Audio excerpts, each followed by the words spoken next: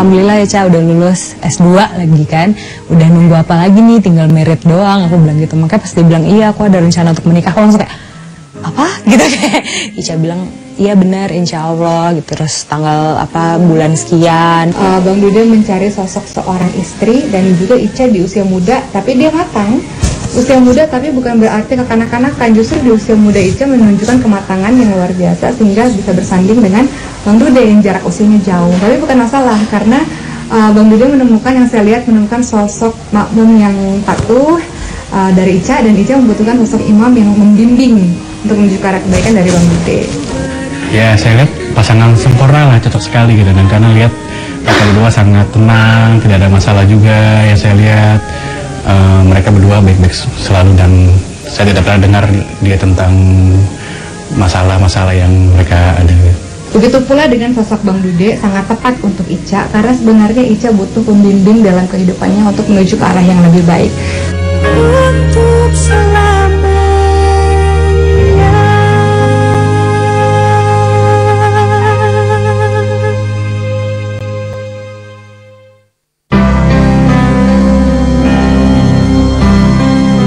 enggak sih ya gitu, karena mungkin Ica sendiri juga dari kecil maksudnya hidup dengan lingkungan yang memang ketika pulang sekolah langsung syuting gitu, jadi maksudnya Ica kurang bisa menikmati yang namanya main sama teman atau segala macam gitu, dan untuk Ica itu nggak menjadi masalah gitu, karena bagaimana Ica menjalani hidup kan itu semua tergantung sama Ica gitu.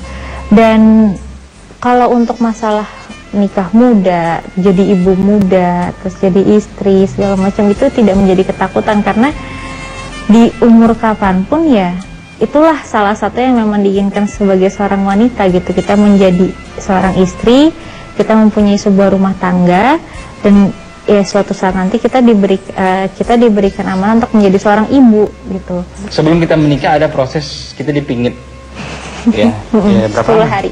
10 hari kita harusnya tidak 2 minggu. bisa bertemu ya.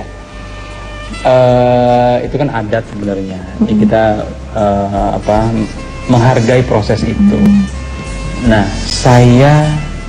yang saya rasakan ya sebelum ijab kabul itu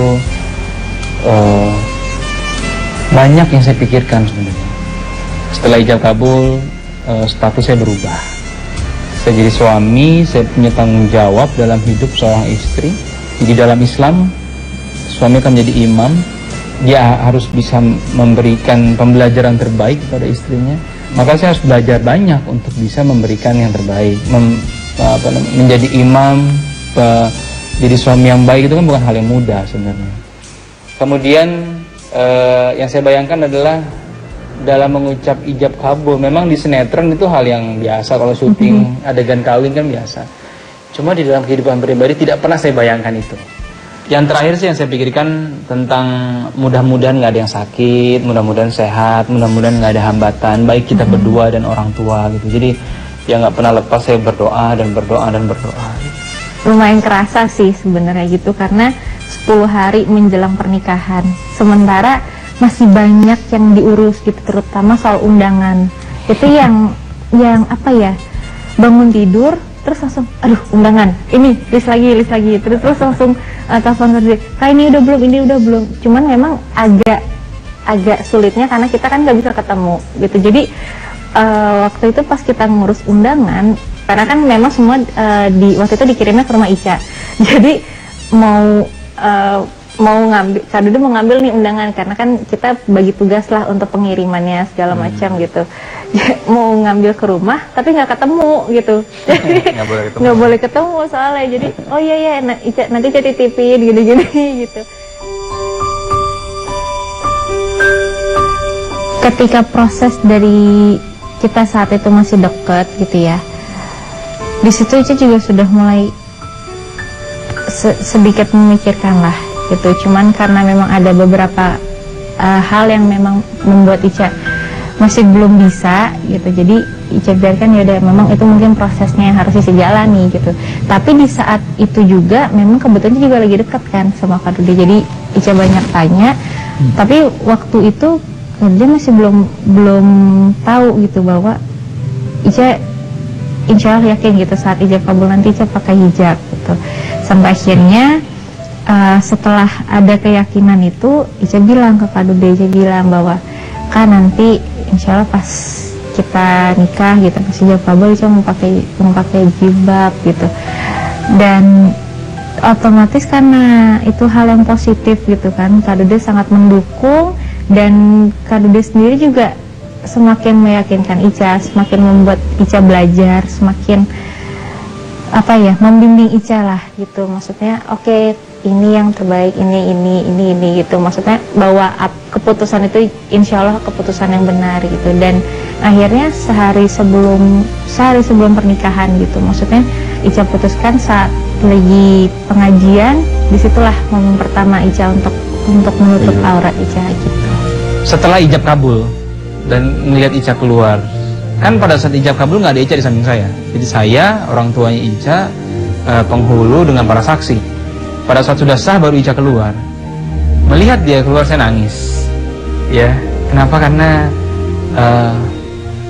prosesnya cepat, prosesnya ajaib, prosesnya tidak kita sangka, dan sudah selesai perubahan status ini di saat sudah ijab kabul dan Ica keluar dengan hijabnya. Itu buat saya ini Allah berikan anugerah luar biasa buat hidup saya.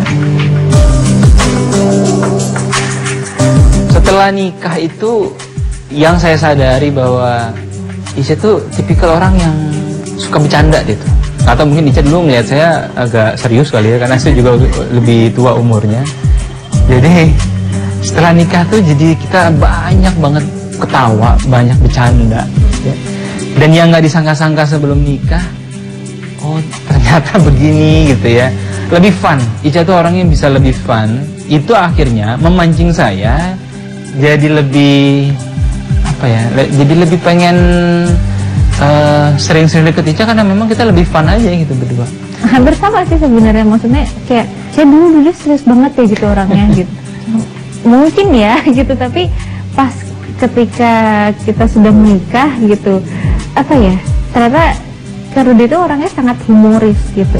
Maksudnya kadang sampai kita, maksudnya dari pagi begitu bangun sampai mau tidur pun kayaknya ada aja gitu yang diketawain. Sangat bersyukur karena kalau buat kami berdua menikah itu landasannya karena ibadah gitu. Jadi niatan itu yang saya selalu tanamkan sama Ica. Saya selalu bilang kita menikah bukan karena apapun, bukan karena uang, karena status, karena umur, tapi karena memang ingin beribadah lebih baik kepada Allah.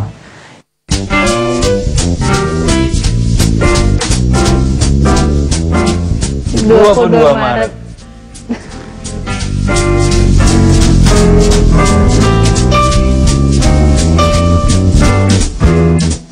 Tahun 14. Salah ya.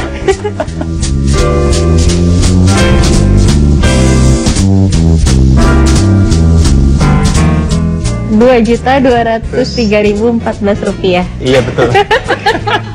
Ya setuju. Iya.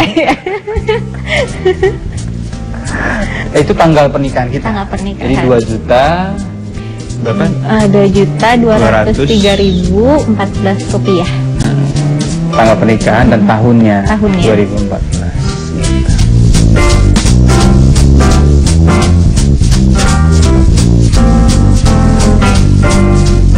Rumah sakit di Cibubur. Iya. Klinik sebenarnya. Iya, klinik sebenarnya. Kemudian tugasnya nambah lagi, tanggung jawabnya nambah lagi. Punya istri aja satu tanggung jawab baru, ini menjadi ayah lagi kan, berarti satu tanggung jawab baru.